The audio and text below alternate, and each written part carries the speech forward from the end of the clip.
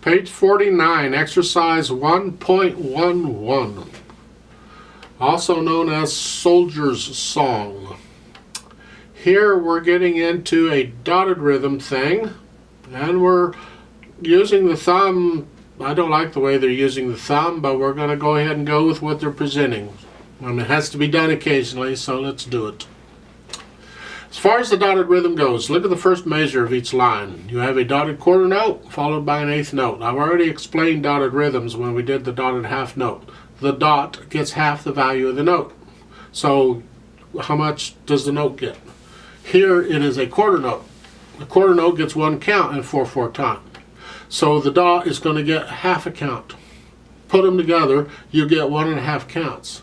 1 and 2. And then on the end, that's when the eighth note comes in, because the next quarter note has to be on beat 3. So if I count at 1 and 2 and 3 and 4 and, the G comes on the 1, and the next G comes on beat 3. 1 and 2 and 3 and 4 and, right?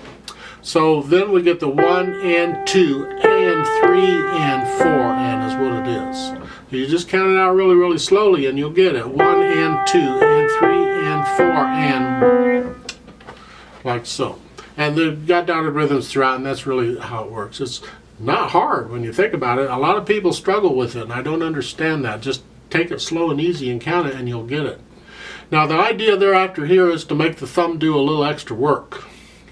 And that's the only reason I'm not changing the fingering. Otherwise, I would not use this fingering at all. But for the exercise of making the thumb do the extra work, notice here the last note of the first measure, the thumb's playing the C. And then the next measure, the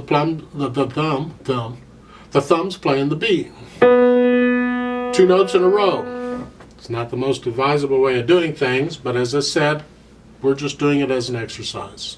So we're doing, and that in fact moved your hand down. So now the second finger is going to play the C.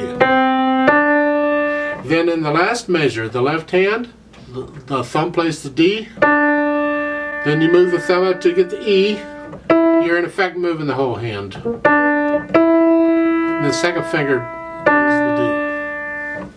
And that's what we're kind of doing here. You get the right hand again in the second line. You follow the fingering and you'll get it.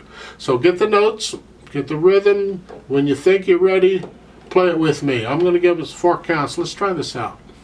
They're not introducing any new symbols here, so I don't have anything to explain there.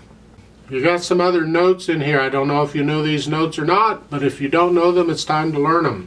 Look in the second line, the last 2 measures. They're in the left hand.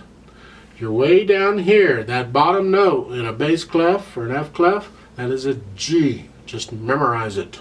It is this G. Because you have middle C here, and you got this G here, which is the top space in that step. And then we go down to the next G. It's here. So your left hand's clear down here to play these notes.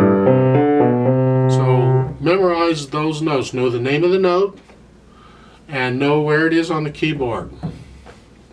Please do all of that before going on. You're going to get lost here pretty quick if you haven't already gotten lost. Now, if you do get lost and it gets frustrating, then go back to the beginning of where I start the videos and try them again.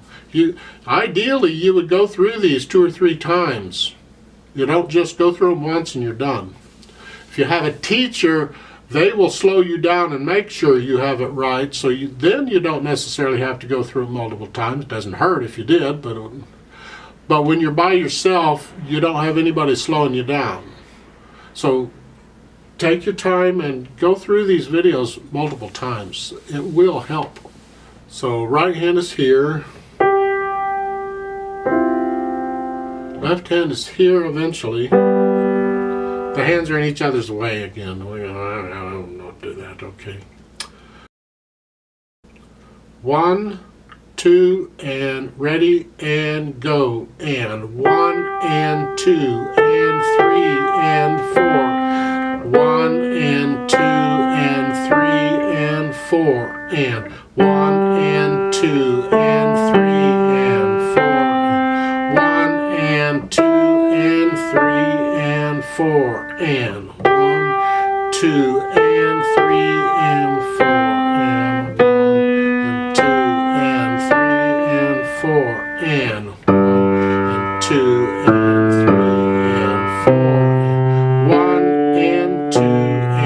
3,